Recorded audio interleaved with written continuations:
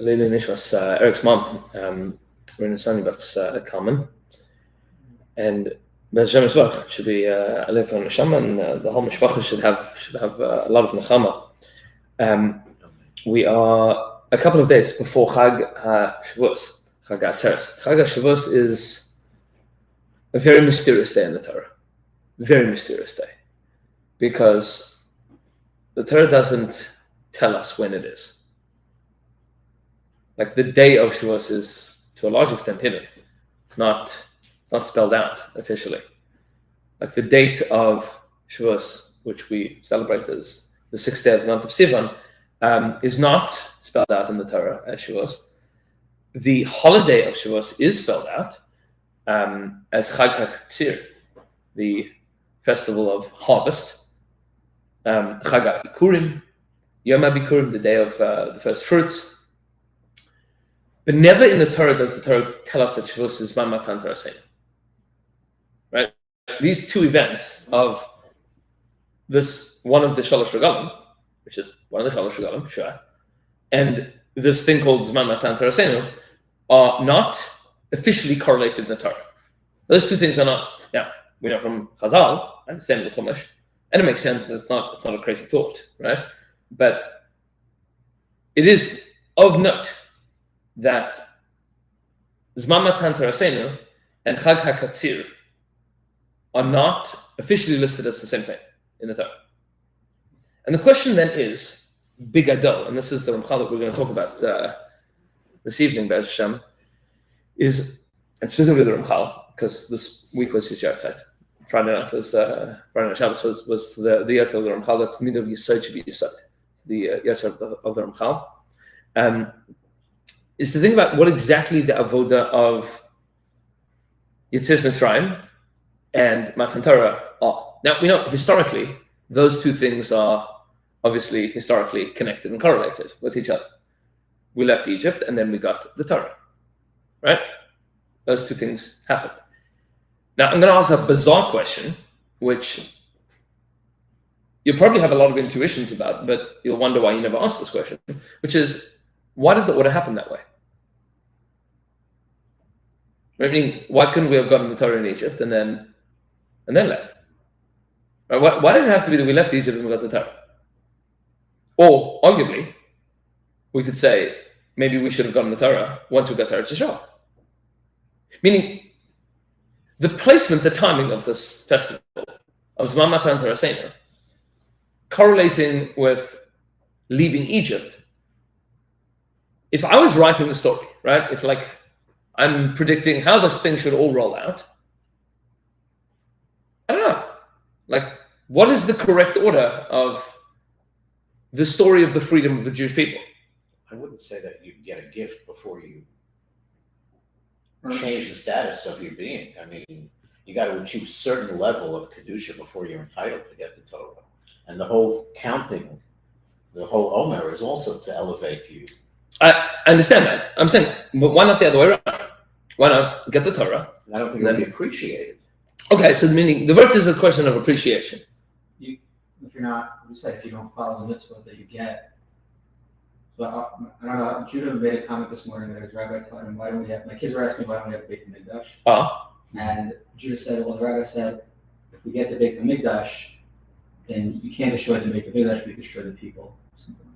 So there is a Maimon Chazal that HaKadosh Baruch Hu took out his anger on Eitzim va'avanim and not on the Jewish people.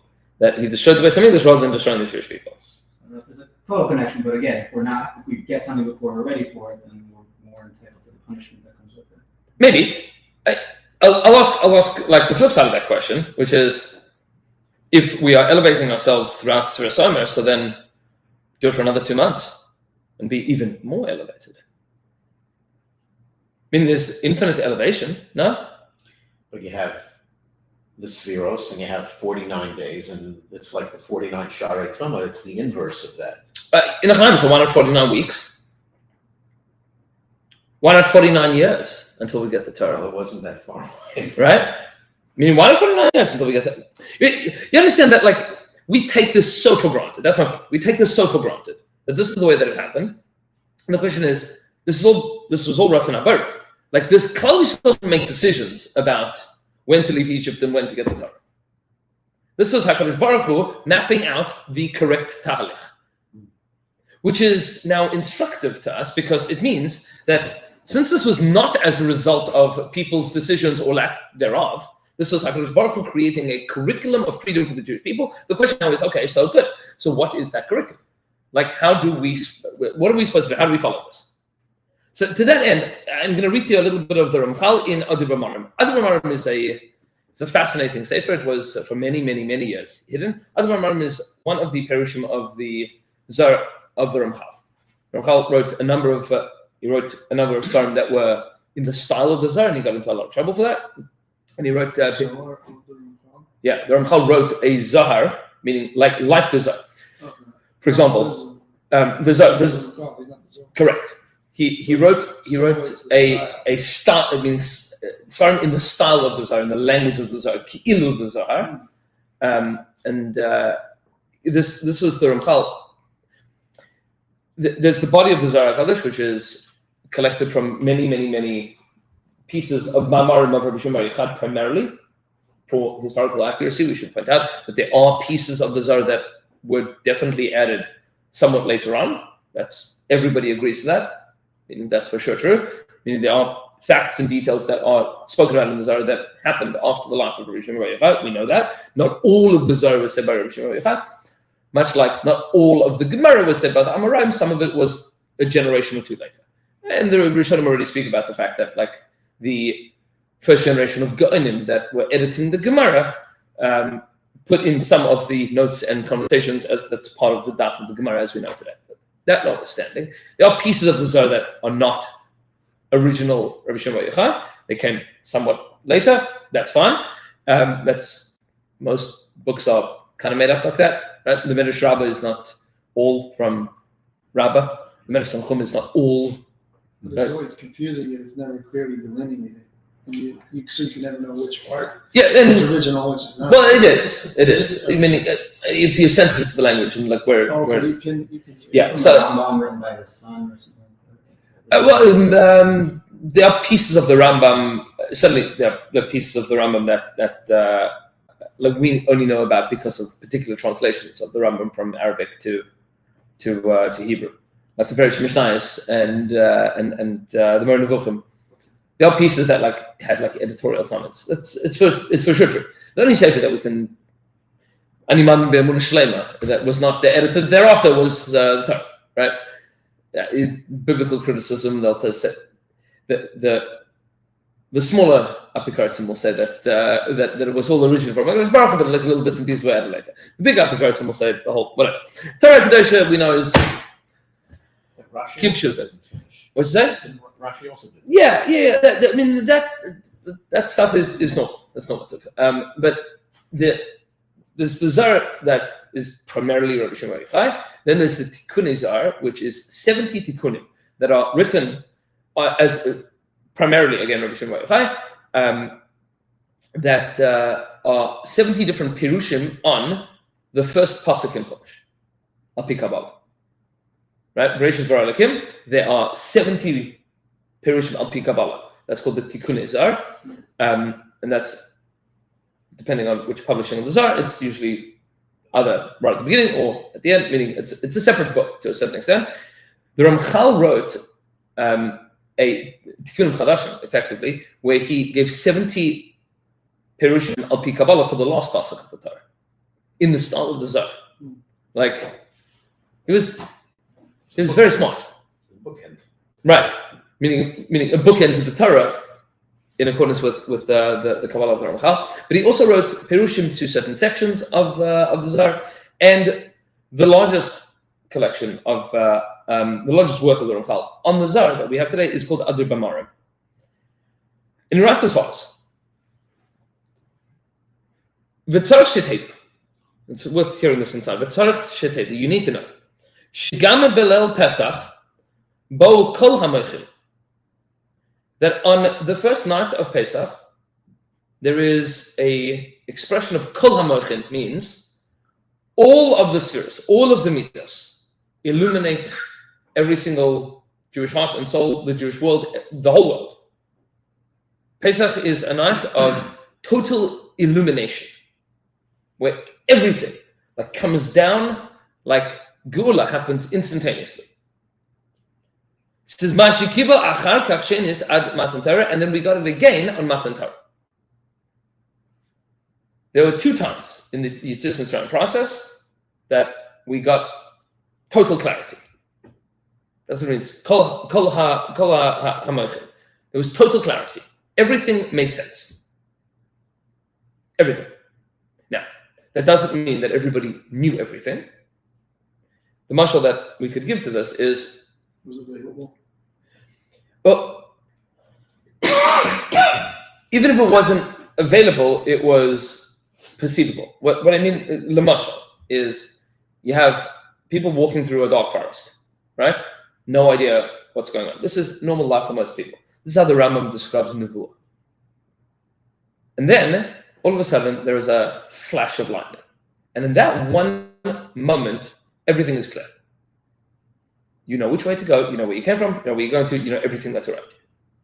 And then it disappears. The Rambam describes that is Nevuah. And Nevuah is that flash of lightning. Some Nevi'im have that flash of clarity once in their lifetime, twice in their lifetime. Moshe Rabbeinu had total, meaning he didn't have total clarity. What he had was lightning after lightning after lightning, like bolt after bolt after bolt, meaning he was walking through the forest and saw with clarity all the time. Not at every moment, but constantly, one after the next after the next. That's Moshe Rabbeinu's level of Nevuah. But even without I'm borrowing from the Rambam's Mashal Nevuah to what the Ramchal is talking about here, what Klal Yisrael received at that point in time was just total clarity. Was, let's leave Egypt. Like, we now know exactly where we are and where we need to be and where we are not supposed to be, and we understand with clarity that there is a God and that He loves us and wants us to leave. And it wasn't it wasn't a question. What about everyone that didn't? Did they see that? Did they not see that? Did they not believe that? So those that didn't want to get to that point, as I'll say, died already in the 3 days of darkness, right? The Yom HaShchashach, when it was super dark. At least according to one day, about 4/5 of the Jewish people died then. They didn't leave. But those that were ready to go left. You say, when did they receive this? When Pharaoh's coming? Meaning on Pesach night. At midnight on Pesach night, in their homes, they had cooked, and they had roasted and eaten their Korban Pesach. They had their blood on the doorposts. But before they were summoned out of Egypt. Right. So that's summoning out of Egypt. Why did that happen? We'll see that in a second. So he says, there is an enormous difference between Pesach and Shavuos. What's the difference? They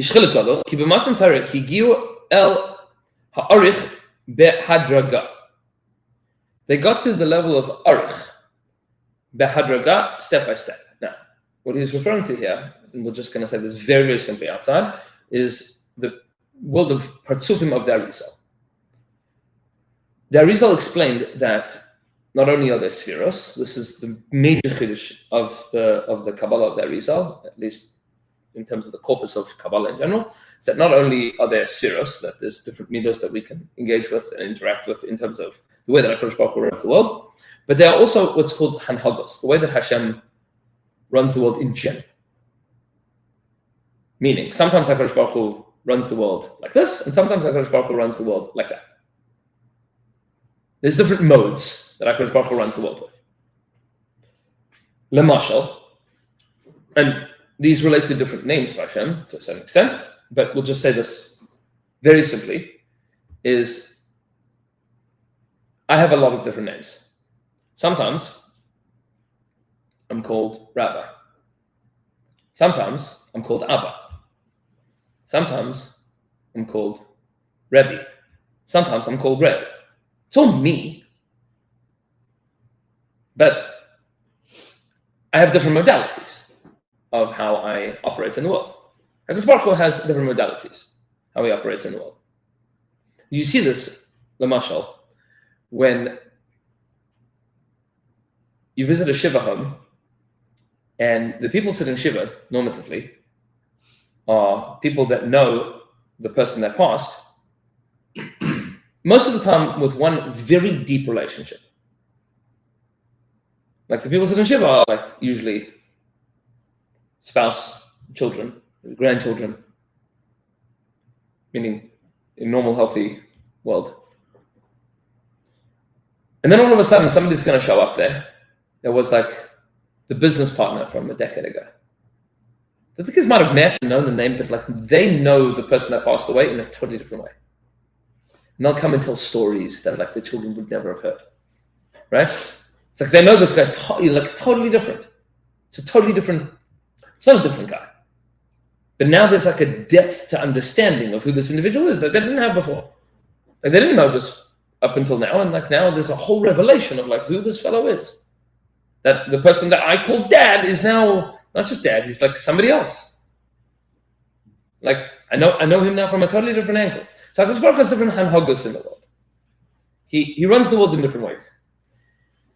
There is a madriga called Arich Anpin, which means the big face of Hashem, Kivyachol, obviously not literally. And that's the madriga of everything being illuminated. Everything makes sense. Everything is in order. Everything is the way that it's supposed to be. What we refer to colloquially, Kabbalistically as Gadlus HaMachim, where you can think big. Everything is clear.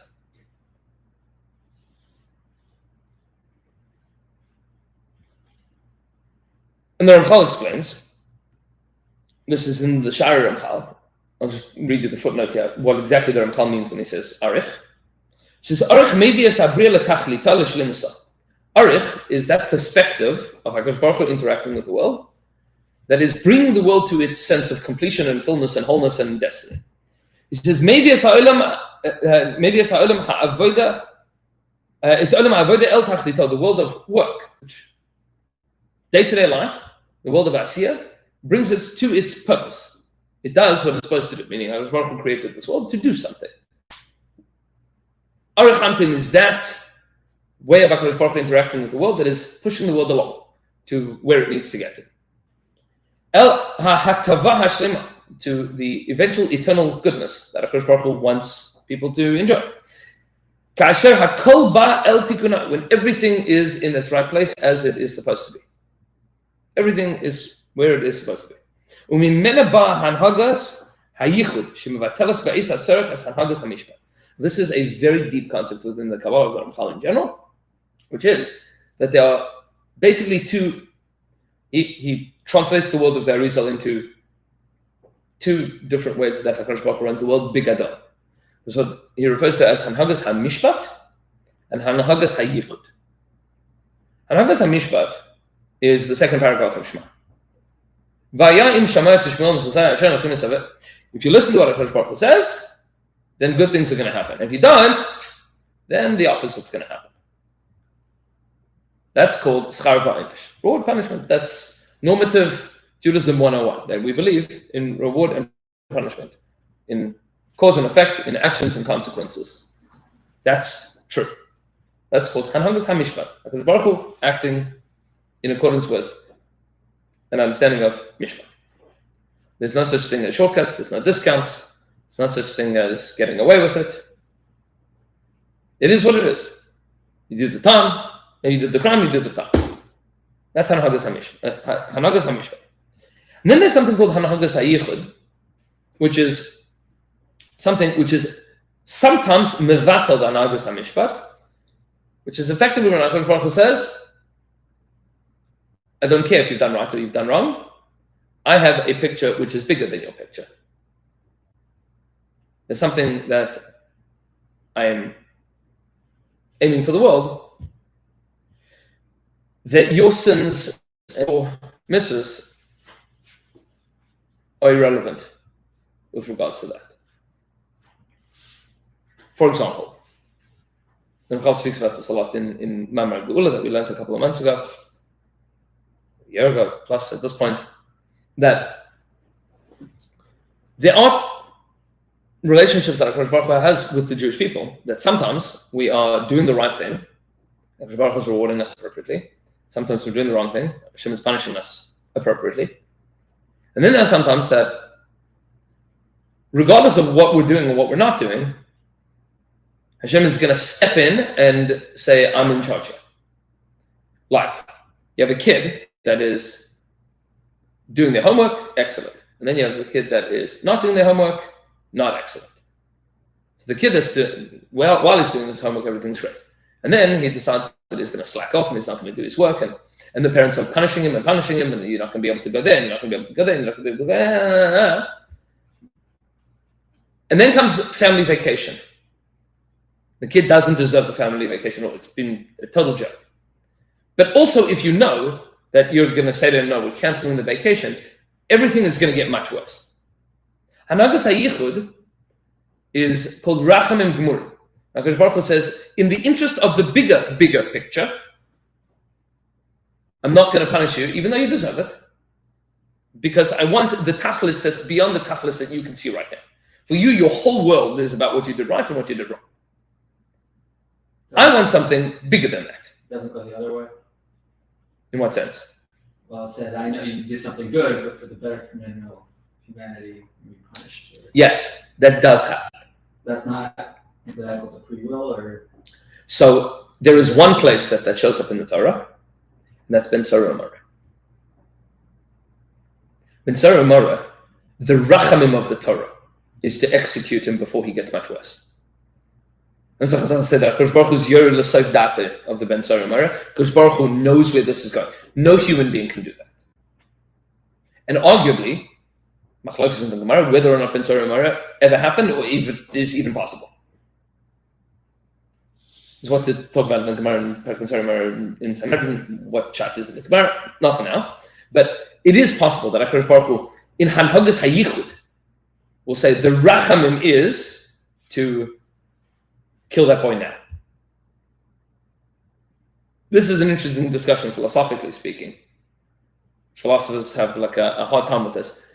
If you could go back in a time machine and kill baby Hitler, do you kill baby Hitler? Meaning, he's done nothing wrong yet. But if you know with certainty of what he's going to do, so is it moral to kill him? I think the perspective of the Torah Kedosha is that not only is it moral to kill him, it's better for him. Right? It would be better for baby Hitler to never become Hitler, Yimashma. That would have been better for him. Right? He became a terrible, evil, despicable human being. The best thing in the world for him would have been to have died young. Take him out of the world. Right? But that requires a perspective of Hanhagas HaYichud. Being able to see much bigger, but no human being can do that. HaKadosh Baruch Hu can do that. Meaning, only HaKadosh Baruch Hu can see the bigger picture. Hanhagas HaYichud is where HaKadosh Baruch Hu says, Naschar v'aynish, I care about the end of this process. So I'm not interested in what you did right or did wrong. The big picture of the world is I'm going to act with Rahmanas to you. So like you're saying, how does that correlate with free will? You can take out all murderers then. Excellent. And it was the evil. Yeah. Hashem could do that, and then there's no free will. And the answer to that question is, we don't understand Hanhagas HaYichud. Meaning, there is a Hanhaga called Hanhagas HaYichud, and you see it show up sometimes in Jewish history. We have no understanding of it. Right? We don't know. We don't understand that thing called Hanhagas HaYichud, that somehow or another, and it's very hard for a person to see in their own life. Maybe a person is able to see from time to time, and HaKadosh Baruch Hu is running their life for them with hashgacha practice and taking them to a place that, regardless of what they've done or haven't done, that HaKadosh Baruch Hu is giving them chance after chance after chance. That's called Erech HaPayim. I see that with brothers, but I see it connected. Right. You good? You bad? Right. So sometimes that's Hanhagas HaMishpat. Hanhagas HaYichud is you don't deserve any of this, and yet I'm going to make this happen. Arguably, that was the founding of the state of Israel. That was like a moment of Hanhagas HaYichud. It's like nothing made, even retrospectively, when we look back at like the founding of the state of Israel, like it didn't make sense. Like historians would like go back now and like, why is it that like everybody in the UN voted for this? Ramchal wrote and called it the faith that like, I mean, he was writing this a decade later and spoke about this for many years afterwards, that like the great miracle of the founding of the state of Israel is that the UN voted in favor of it. Like, could you imagine that? Meaning, he was never in the 90s. That is, yeah, and he wrote like it seems to be. Oh, maybe. Says it seems to be that that's the whole purpose of this body, this organization, is that, like, to get to that point. Give me 1 second, yeah, because I don't think there's an emergency, but how quickly after that vote did they have their first anti-Israel resolution? Like, I'm actually, yeah, I mean, it's a joke, but also serious. Like, I'm curious, when did that switch? Right. It was happening at the same time. Already. Yeah, it was happening at the same time historically. The whole thing was bizarre. It is bizarre. Right? Meaning, like, now I'm so curious. I want to Google the vote. yes. Mm-hmm. Oh yeah, really interesting. Yeah. Meaning, and there's a lot of fascinating history on how, like, Israel was, like, got specific lobbyists to go and politicians to go and speak to the specific members of the UN to, like, build relationships with them and somehow or another convince them to vote in favor. Like, the whole thing was. Google the name Abba Eban. Oh, yeah. So, Sure. right? South African boy. And, yeah. Great speaker. Right? He was, he who Levi Eshkol said about him was the galente nar. The educated ignoramus. It's like, Isn't he the one that withheld Israel in '67 from wiping out the Egyptian Third Army? maybe, yeah. There's a lot to speak about. Yeah, Pulled them back. yeah. There's a lot to say. But Lemaisa, there's moments of, like, Hanagas Hayichud, which doesn't make sense. Like, the Rav wrote about this. He said he asked this question as a terrifying question, which is, what is the schus of our generation to have sovereignty over Eretz Yisrael that our ancestors didn't have? It's a great question. Like, how did we merit this? Well, the classical answer, which makes no sense anyway, is 6 million Jews died, so the world felt sorry. No, but I'm saying, as far as HaKadosh Baruch Hu is concerned, Yeah. meaning we're bigger tzaddikim than our great-great-grandparents? I don't think so. Maybe. Right? That was the question that Rav Soloveitchik asked. Rav Kook asked the same question, well, often answered the same question. He said, in the schus of building Eretz Yisrael, they will get Eretz Yisrael. Meaning, even though they're not tzaddikim. But that's also a shot. Meaning, that's called Hanhagas HaYichud. Where HaKadosh Baruch Hu is giving us something that we don't. Meaning, B'derech HaTeva, the way that we understand the world of reward and punishment doesn't make sense. Like, we're not zeichen to this. Yeah. I know we always say with the Holocaust, but not from the way of the victimhood thing. How about from the way whenever we say, like, unfortunately now, when someone dies as a Jew or defending, it's Al Kiddush Hashem. Right. There were a lot of Kiddush Hashem Yes. passing away, people murdered just because they were Jewish. 100%. Leading up to, 1948. Right. So You're 100% right. But those people didn't merit the state of Israel. looking at it, I'm saying, but those people didn't merit the state of Israel. True. Yeah. That's the point, Right. right? The people that died on Kiddush Hashem Dafka didn't. And it wasn't formed as a religious state either. Right? Yeah, for sure. Yeah, that's Right? But I'm saying, but that whole question, that's Hanhagas HaYichud. that clearly also have to be like Correct. Child. That was so he explains as follows. The workers. He says, what is this? What is this Hanhagas HaYichud? It says, and it gives from the storehouses of free gifts, even to Rashayim. And HaKadosh Baruch Hu just gives out freely, even to wicked people. Al Yidei Haf'alas Yud Gimel Midas Harachamim, through the process that Hashem revealed to Moshe Rabbeinu, called Yud Gimel Midas Harachamim, the 13 attributes of the mercy of HaKadosh Baruch Hu, meaning that HaKadosh Baruch Hu is at that place of Hanhaga, of treating the world, of Yud Gimel Midas Harachamim, the big picture of Rachamim. This is that moment where, like, a kid that deserves nothing, that has been totally rotten and awful and terrible, and been yelling and screaming and fighting with their siblings, And then it's time for bed. And they say, can you tuck me in, please? Right? Was that every night? Right? You know what I'm talking about? I'll tuck you in. Right? Back here. But you don't. Right? You don't say, no, I'm not going to tuck you in. You say, I'm going to tuck you in. That's it. That's what I'm going to do. That's what I'm going to do. That's Hanhagas HaYichud. You don't deserve that. And you've been so terrible. You're a terrible kid. I love you like crazy. What am I supposed to do? What am I supposed to do? Meaning, does that mean the kid that's in a free will, that there's no chip? No. It means that there is a place in the relationship that we have that is well beyond that. That's called Hanhagas HaYichud. And how do we appreciate that? How do we experience that? With total clarity momentarily. In that moment that you tuck your kid into bed, they know and you know that they're not a terrible kid. That they love you and that you love them and that they're sorry about everything and that you're sorry about all of that's true. What will be tomorrow? Who knows? Right? But that's Hanhagas HaYichud. In that moment, that relationship that supersedes and overwhelms and is above and beyond everything. And so he writes as follows. So he says, how does it go from Pesach to Shavuos? That we're Olam Madrega, step by step until we get there. He says, Aval Pesach loy hayakach. On Pesach not, it wasn't step by step. He says, kulam nichnasu by belief seder. That on Leil HaSeder, the night of order, it happened without any order.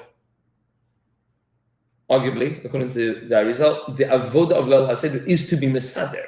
All of those things that we got instantaneously at Leil HaSeder, and that come back instantaneously every year at Leil HaSeder.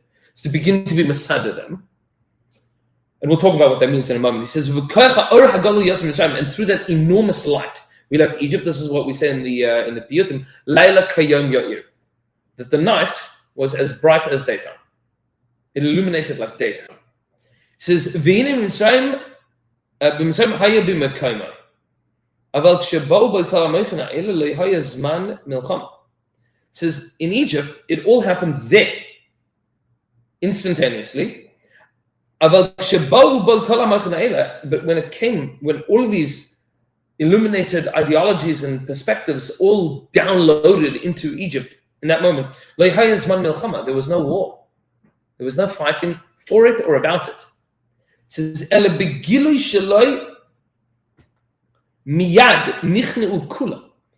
that instant, everything caved to the truth. And this was your point. This is Parah in pajamas in the middle of the night.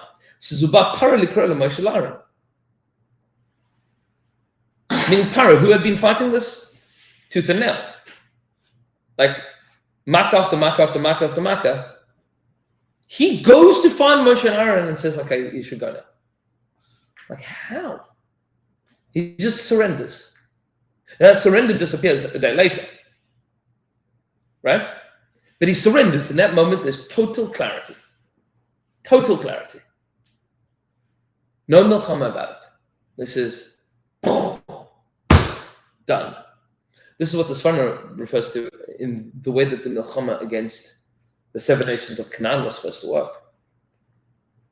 What we say whenever we take up the Sefer Torah, Vayibin Sa'aron Vayevim Moshe, that Aaron traveled Moshe and said, Kuma Hashem v'yafutza vecha. Rise up, Hashem, and your enemies will scatter. Those that hate you should flee from before you. Says this Sforno, yeah, that was supposed to be the conquest of Eretz Yisrael without a bullet. It was supposed to be that we walked into Eretz Yisrael with all of the odors, with all of the moich, and everybody went, ah! And then disappeared. It's just disappeared. Like, they put down the weapons and they said, we're done. It didn't happen. It didn't happen because we failed. Right? Meaning, right after that was Vayiyam Kimisonin. We started complaining and then we ended up sending spies to them 40 years in the desert. But the original tefillah of Moshe Rabbeinu, how are we going to conquer Eretz Yisrael? Like that. No war, just total clarity. Total clarity. Lemashal. Like Lemashal. Imam is not the same thing, but why did the Japanese surrender in the Second World War? The nuke. The nuke. What did that nuke do? Shut It's over. It's done. It's finished. Right? Meaning there's nothing to talk about. Now, is a nuke without a nuke. Right? It's that level of clarity. That level. Like, not only are we putting up a white flag, but the entirety of Japanese society officially switched to pacifism as its modus operandi. That's a little bit shifting today. But officially, Japanese government is pacifist in nature. Officially. Like, LP Japanese chok, they don't have an army. They do have an army, but they don't attack, they don't develop weaponry, like Bishita. It was like, no, war is evil. Like, it was 2 massive nukes and they were like, we're done. But it wasn't just we're done and we're not going to fight them anymore. Like, now we're gonna regroup and find a way to get back in America. It was like, we're done now. Forever. Like, meaning whether it is forever or not, who knows? But for those people at those times, it was forever. There was no way that we're going back to that. Ever. That's the good of all of the Moshe, bevasachs. Just so Moshe Aaron in the Jewish camps right in Goshen, they're ready to leave, and Paro comes along and says, let me help you pack. Like, I don't want you here anymore. You can't stay here anymore. I get it. Well, he doesn't see these lightning bolts, does he? Get the clarity? Now that's the point, is that the whole world does. Oh, that was just the Jews. Okay. Everybody does. In that moment, everybody does. Mm-hmm. Like that the place of Klal Yisrael is not here, it's there. Mm-hmm. Paro experiences that. It's total clarity. Yeah. All of the Moshe come immediately. In Mitzrayim to everybody there. It says, V'im kol zeh haya niga v'rafa. And with all of that, there was an affliction and a healing. Meaning, the Egyptians that needed to be destroyed were destroyed. Like the firstborn of Egypt died instantaneously. And the Jews were free instantaneously. It was like all the clarity, all at once. It says,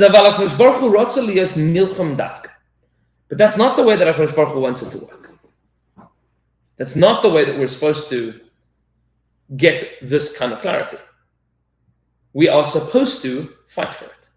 We're supposed to fight for it.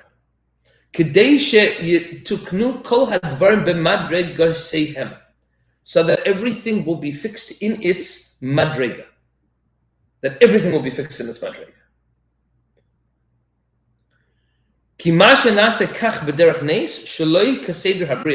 That which happens miraculously, not in the order of the Bria, not the way that nature provides for it to be, cannot be permanently fixed.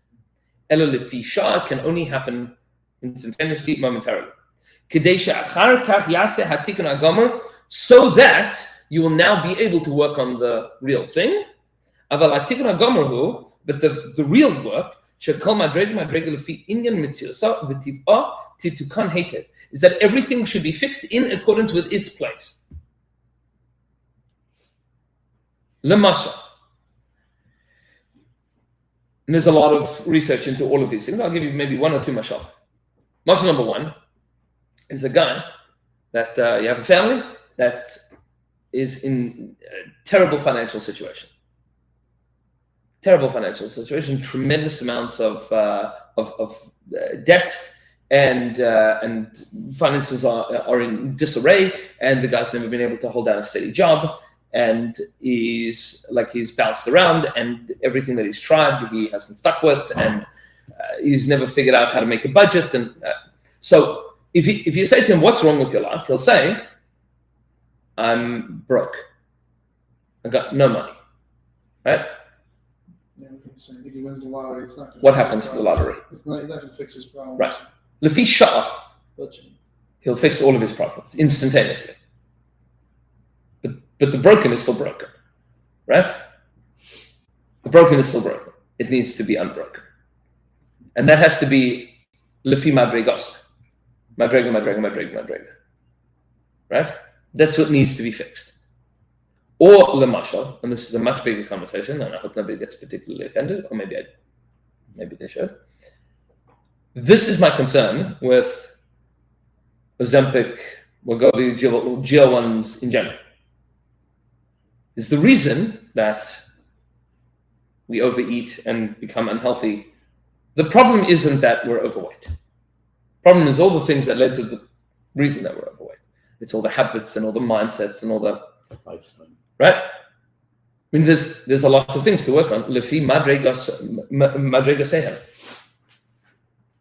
And I've expressed this to some doctors and psychologists that, like, I did this old school, right? I did this like pre-Ozempic, OG, losing weight, and working on lifestyle and health and fitness. It's lefi madrega, and it's an avodah for life, like to work on all of these madregas. It's an avodah for life. And I see Chaber, Baruch Hashem, I've been zayich to lose a lot of weight. And I'm worried. I'm really worried what happened to all of the things that are broken. So it's not coming out in like overeating. It's coming out somewhere. That avodah is coming out somewhere. Like you can't say that the problem isn't that you're overweight. That's not the problem. That's the manifestation of the problem. The problem has to be fixed in all the madregas. So I'm not against people assuming that it's healthy, but I'm not a doctor. Speak to whoever you want, right?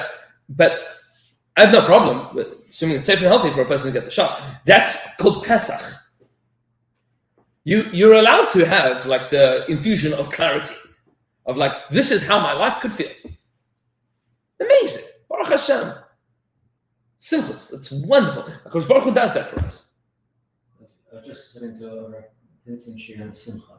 Right. And talked about if it's top down versus bottom up. If it's top down and you get a spark of Simcha from something external, yeah, if you grab onto it and then you grow from it, you can keep it. But if you just take that and say, well, no, it's not going to last, then correct. It goes the other way sometimes. Versus if you work at it, that's the is if it comes from outside of you. So that's Hanagas HaYichud. That's tremendous iris. Happens all instantaneous, but it's a fisha. This is why, by the way, whenever people ask the question, like, why doesn't Hashem do miracles today? Because it wouldn't help. It wouldn't help. That's the point. It would help instantaneously. But that wanes, it fades, it disappears. It can hurt too. It can help. Well, if you fall into a mode of relying on that, then you take it for granted, and then you have no reason to. Then you're in a massive amount of trouble. Because you have no reason to do anything for your own. That's it. Going to say, well, listen, why you don't bother? see what you're doing. And then one day when it stops, then you're really finished because you don't know which way to turn. Because you haven't fixed up each of the madrigas according to where it's supposed to be. So Pesach was, you got to get out of here. You're not leaving without an exit ticket. So let me give you the shot, and then you're going to leave. And that happened in a moment. Get out. And then it was like, ooh, okay. Now that you're out, how do you maintain that? How do you build that? By fixing all of the madrigas, all of the midos that need to be fixed to get there. I mean, what the Ramchal is effectively saying here, and this is essential to understand, is that Yetzias Mitzrayim is only finished at Matan Torah. Well, we see immediately after, even after Kriyas Yamsuf, how Yes. they failed one after another. I mean, Yes. it was just nonstop. Simple things that they should have been able to figure out. You know, Right. You took us out of Mitzrayim to kill us. You know, we don't have anything to eat, and then it was the meat, and then just almost ridiculous when we look at it. Right, because They really had failed. totally, and arguably expectedly. And you notice that all of the things that happened from Yetzias Mitzrayim until Matan Torah, all of their complaints, there's zero punishment for any of them. Fascinatingly, right? Because Baruch Hu gives a very wide berth at that point in time. They complain about meat, he sends slav. Complain about food, he sends man. Complain about water, mara, when he takes a stick and throws it into water, right? Was actually more angry at Moshe for right? coming to complain than Right. to the people complaining to him. Meaning there's, from Yitzis Mitzrayim until Matan Torah, HaKadosh Baruch Hu was like, I get it. Like, you haven't figured it out. It's only Egel HaZahav changes the script. Meaning that was, once you have worked on this and then you fail, that's a different story altogether. Right? That's you not only have you experienced it, but you've worked towards it and then you gave it up. Right? Then you gave it up, you quit.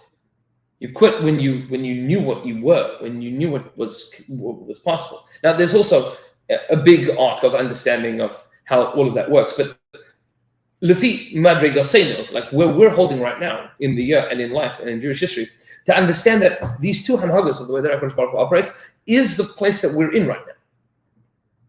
We are somewhere in between Pesach and Shavuos. Means we're somewhere in between having experienced Yitzis Mitzrayim and total clarity to being able to work our way up to achieving that on our own terms. Each person in accordance with what we are supposed to be achieving. And so the Ramchal writes in Ramchal, he says, the Pasuk says, I am Hashem your God who took you out of Egypt. He says, Ki av al pi shehu yizbarach ha'otziyam mitzrayim, mitachas ha'sitra achra. Even though HaKadosh Baruch Hu took us out from Egypt, from under the hand of the sitra achra. Forces of negativity and evil, meaning the alternative. That's literally what Sitra Achra means. Because this, talk about this between Mincha Marav Tanat is Gevurah Shel Malchus. So understand that there's only two kinds of Malchus in the world. There's either Malchus Hashem or Malchus everything else. Malchus of the alternative. It's either Ribono Shel Olam or not Ribono Shel Olam. Those are your options in the world. And everything else is like the alternative. Could be a close second, but it's not true, right? Truth is an absolute. Either it's true or it's not. It could be almost, but it's not. There are things that are very far off, things that are a little closer, but either it is or it isn't. Malchus is either Ribono Shel Olam or something else. That's called Sitra Achra. Says Kedis B'Zar become a dichte, like what the Zohar says in a number of places. Lo yotzu legamre ad Matan Torah. We didn't leave Egypt completely until Matan Torah. Which is why Hashem opens Matan Torah with Anochi Hashem Elokecha Asher Tzisich Meretz Mitzrayim. When? Now. At Matan Torah. I am Hashem your God who took you out of Egypt, meaning you've just come out of Egypt. This moment. 49 days of fixing Madrega after Madrega after Madrega after Madrega introduces you to Hashem that has brought you through this process. So while they were in Mitzrayim, they were not able to grow. Or they were Okay, good question. We're going to get there in a second. at the punishment phase, So we'll get there. We're going to get there in a second. but yet in 49 days, they could grow levels with the Sort of. clouds. Sort of. Okay. How does this work? Yeah, Meaning what's the process? magical, mystical, like Yeah. what is this practical? Yeah. Let's talk practical. So he says as follows. We'll set this outside for a second. There is one avoda in life, which is, no, we'll take 3 steps back here. The Eitz Hadas Tevera literally means the tree of intermingling of good and evil. That in everything good there's a little bit of evil, and in everything evil there's a little bit of good. It's hard to bifurcate these things. So, we'll give the example as follows, that I think we've spoken about this once before. You have a guy that Baruch Hashem has done very well, multi-millionaire, didn't win the lottery, he worked very hard for his money. He understands what he can do with it, he understands the value of it. And his old friend from yeshiva comes up to him and says, I'm building a yeshiva, I need $5 million from you. And he comes in the house and he's like, I'm not sure if this is really where I want to be spending my money right now, and maybe I should, maybe I shouldn't. Debating, and his old friend from yeshiva says to him, no problem, I want to give you the naming rights. You're going to name the yeshiva. So he goes, ooh, okay, now sweeten the deal a little bit, right? Sweeten the deal. He says, I'm going to do it. And that night he's tossing and turning. Next morning he calls up his old mashkiach and he says to him, am I a Russia? It's like, I believe in Talmud Torah. I know what's right and wrong. But like I only was masking to do it, like for the covered. Maybe I shouldn't do this. Maybe like this whole thing is an avera. Like I'm a bal gaiva. Like I want people to know that I'm super wealthy. I want my name in lights. Is giving that $5 million a mitzvah of tzedakah or an avera of gaiva? What do you say, gentlemen of the jury? Mitzvah or an avera? If the reason he's giving it is to stimulate other people to also give, It's not. He knows. Is it a mixed intentions? Is it going to be split? Well, clearly it is. Yeah. Meaning it's It's calling. But Yeah. Is it mitzvah haba avera? It's not mitzvah of avera. Meaning, objectively, should he give the money? Yes. There's still level, you learn there's levels of giving to that. So it's not the highest level, but it's still. Let me say, was he over on the issur of being a bal The gaiva? fact that he thought Yes. that way, the fact that he thought that way is already an improvement. It's a shekel tshuva. Direction. But he knows in his heart of hearts that he's only giving it because, meaning he believes in it, but he's also a bal gaiva. So this is called etzadas tofera.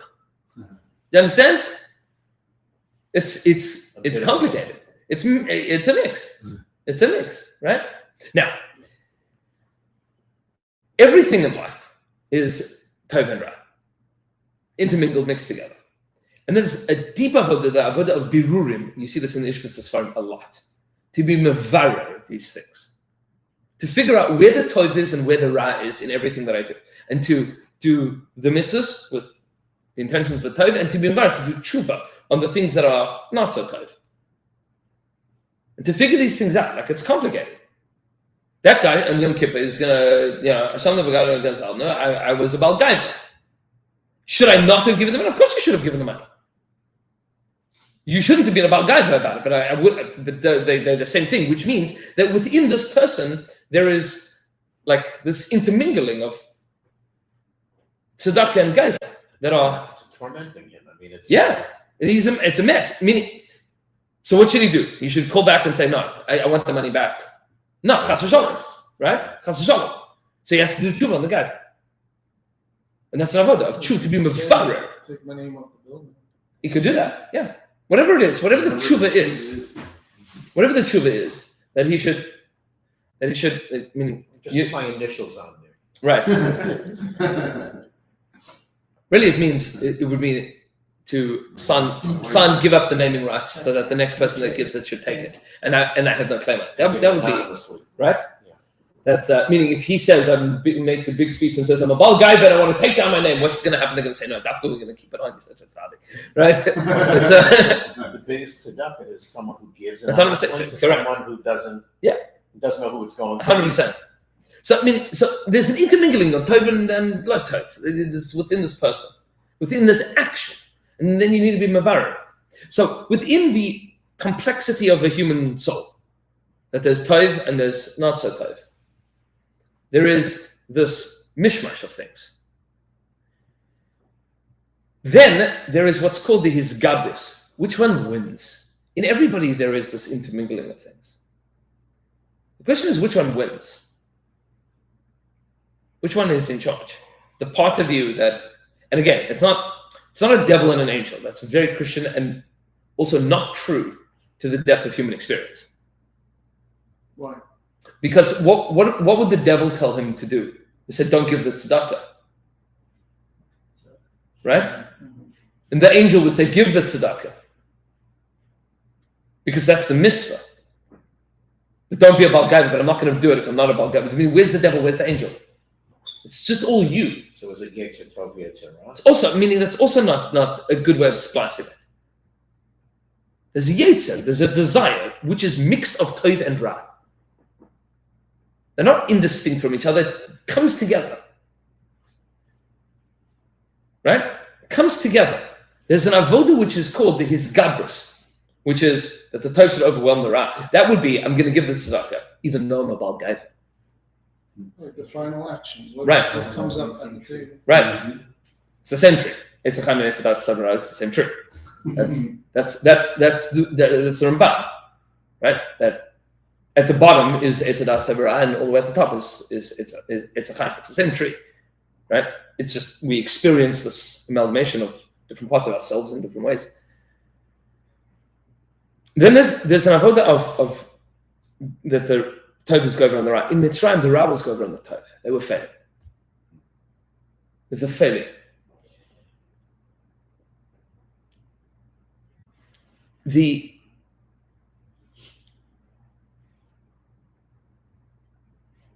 In the Tikkun Chadashim, we'll just say this very quickly.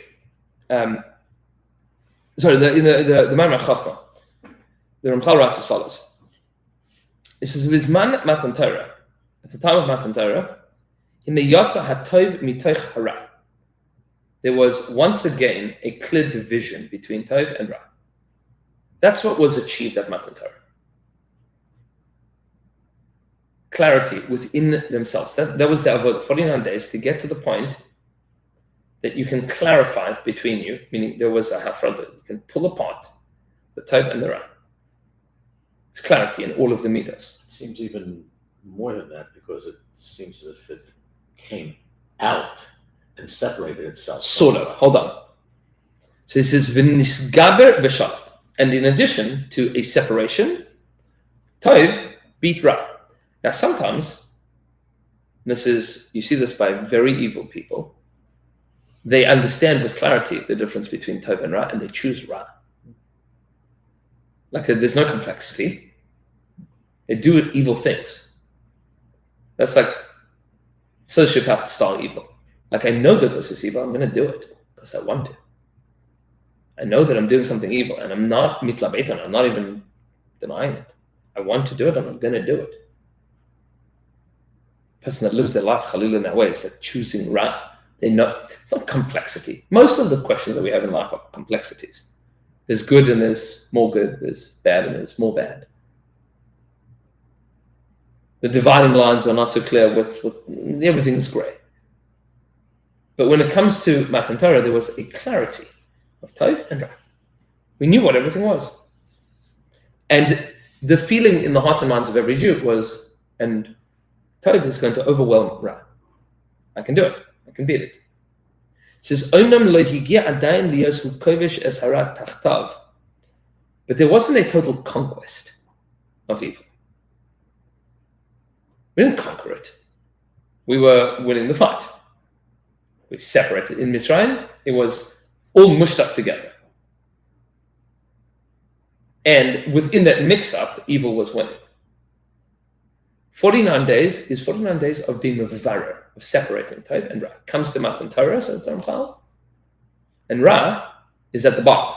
Tov is at the top. Meaning we separated it, that's one avoda. Then it was his gabrus, where Tov is on top. Tov is winning. Aval higia, let's say, smimaaser lizchazik ba'atzmai, shlita shel hatov al hara, v'nisha hara nifrad mimenu, v'oimed ba'atzmai. It says, but the time had come,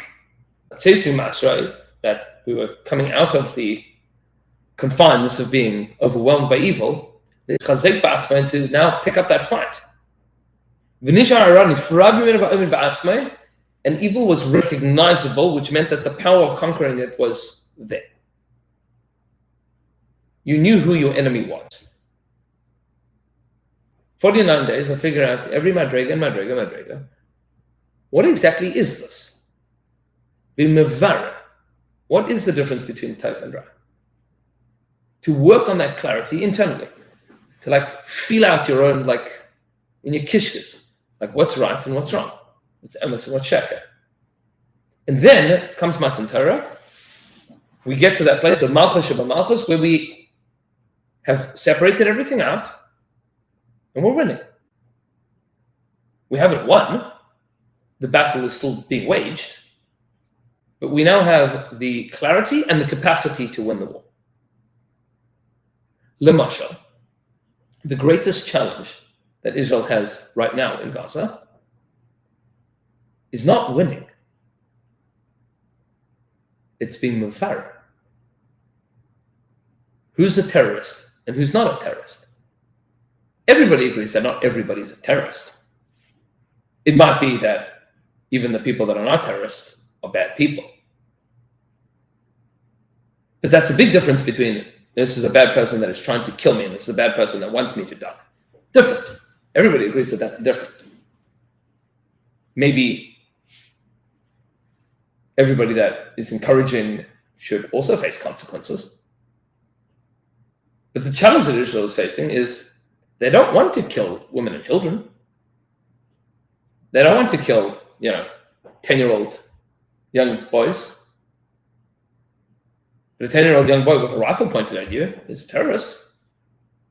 It's terrible. It's a terrifying reality. That's where there is Gabris of Ra al Atayv in those people. Rahman al-Islam. To have a lot of Rahmanas for the Gazans. Like those Chavra, they are overwhelmed externally and internally, meaning by Hamas and by themselves, is that they think that evil is good.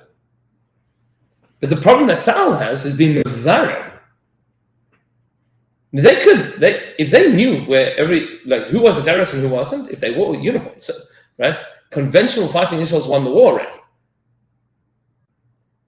But before you can win the war, you need to be mevarer who your enemy is. Very hard. The avodah of Sfiras HaOmer is the avodah of Birun, is to figure out what's tov and what's right in every midah. From chesed shebechesed to malchus shebemalchus. To figure out what's tov and what's not. It's to separate between it's a das tov here and ra here.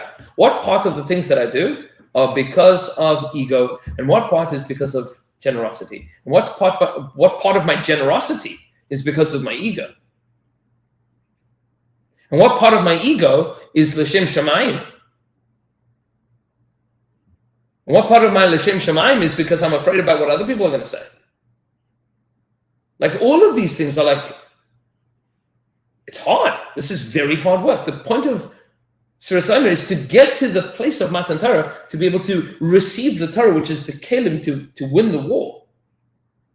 That's what the Torah is, Ramchal, too. Now you have the actions and activities that you can use to win the war. You now know what the enemy is, and you can win the war internally and externally. That's called mitzvahs. That's called Talmud Torah. Now you know what to do. Before that, you just recognize who the enemy is. You need to know what this is. And so the Ramchal explains that ultimately the avodah of Yetzias Mitzrayim is twofold.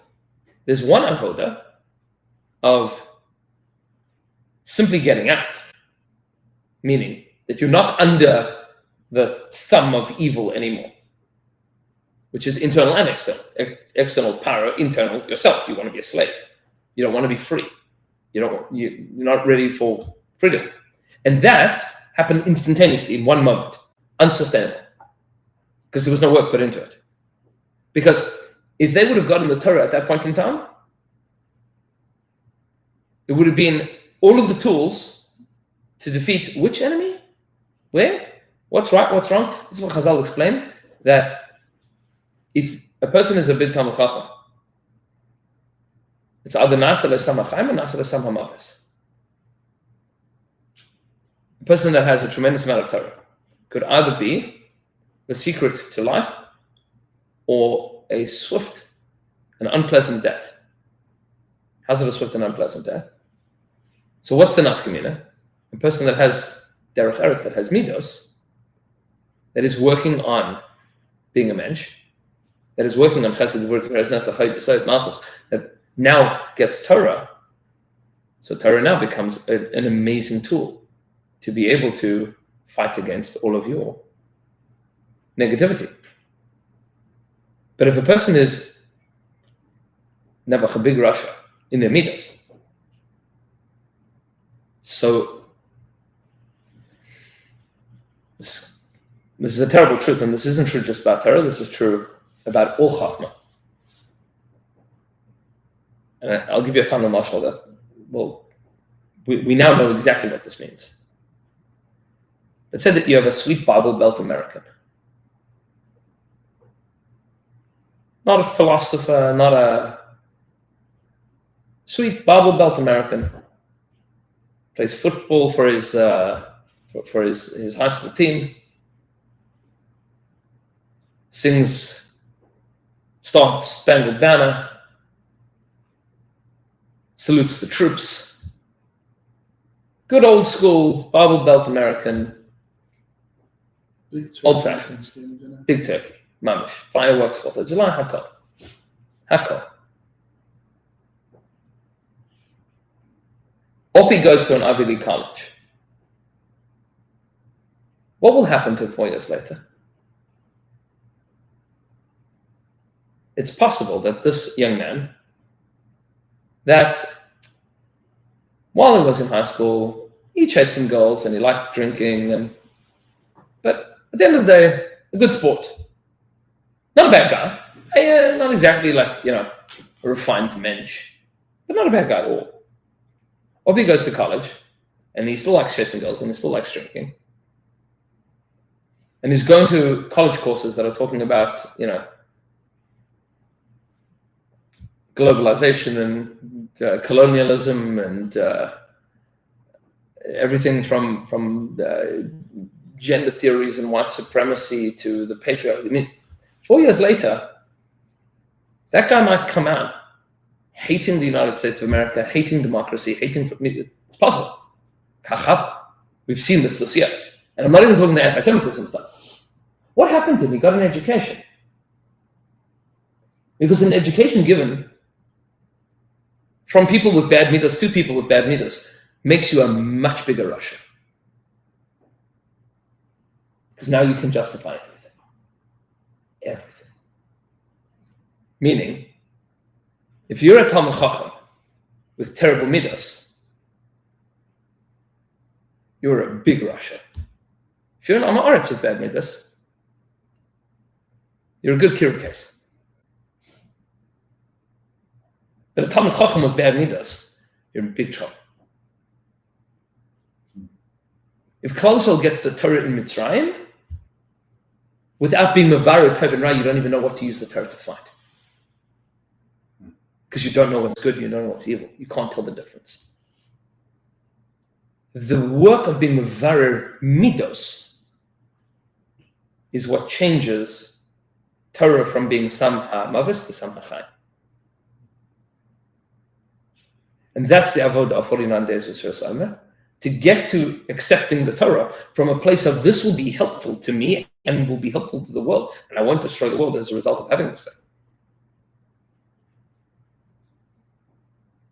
And that's hard. It means that you have to take this seriously. Torah is a frightening thing to get. You basically just handed a nuke to someone. Who did you give it to? Torah's a nuke. It's all of the others. So if Khalili, you gave it to the Nazis, we know what would have happened. Right? It's powerful. Torah's powerful. Because it's Emes. It is Emes. It's as Emes as the laws of nature and beyond. It's Emes. So you can use it to do amazing things in the world. You can use it to destroy humanity. Nasa l'sama mavis, nasa l'sama chayim. Are you suggesting that you have to complete the levels of Mesiras Yesharim, Chovos of levels before you? It means derech eretz kadmul Torah. Right. Okay. That's what it means. Before you get the depths of the Torah. It means what Chazal said that it's also for a Rebbe to teach Talmidim that are not Hagunim, that are not Bali Midos, that are not working on. You don't need to be a Rebbe Shel Salanta before you can learn a Tosfos, right? Because it's true that Torah also has the ability to transform you. But it means that if a person, if somebody asks me today, halacha l'maisa, we'll speak about this more. If somebody were to ask me, halacha l'maisa, I have 10 minutes that I can learn a day. Should I be learning Gemara? Should I be learning Mesiras Yesharim? I would say Mesiras Yesharim. And not for the answer that Rabbi Shal Salanta said. Rabbi Shal Salanta said, if you learn Mesiras Yesharim for 10 minutes a day, you'll figure out that you have a lot more time. But Lo Yitzur, you wouldn't even figure out that you have more time. I still think it's more worthwhile. Because to spend 10 minutes a day learning Tosfos without ever working on your midas is a disaster. Right? That's a big problem. The person needs to be working on midas in order to be able to be mekabel the Torah. Because Torah is or. And it's true that every neshama is the chelik of it. But if a person with bad midas, it's hard for that Tosfos to penetrate, to fix those midas. That's going to be hard. Mesiras Yesharim might be better. But a person that's not working on themselves, like just this is what Rabbi Lachman would always say. Sometimes he quoted this in the name of his mother, and sometimes in the name of Rav Simcha Zilzer Broder. That we say in the morning, La'olam Yehei Adam Yirei Shamayim V'Seis V'Gal. We say La'olam Yehei Adam. First be a human being, then Yirei Shamayim, then you work in Yirei Shamayim, then B'Seiser inside, then B'Galoi outside. Meaning there's a tahalich, there's a process of how to be Mekabel the Torah. I've quoted this a number of times that in Pshischa, Yira Kodesh in Pshischa, you know what he did on Tikkun Shavuos? He didn't learn. He sat all night, bereses ba'im v'zeh, in trepidation and in introspection, because derech eretz kadma l'Torah. Much harder than learning a whole night. Like cheshbon hanefesh, am I ready to be mekabel the Torah? It's much harder than learning. Much. Learning's easy. Learning's geschmack. But 49 days, that's what we're doing. Mida by mida by mida by mida, fixing ourselves. That's ultimately the avodah of 49 days to get to the point that we can leave Egypt on our own terms. Which means that there's a lot of work to do. There's a lot of work for us to do internally. There's a lot of work for Klal Yisrael to do. As Hashem is Baruch, we should be zeichet to get it done.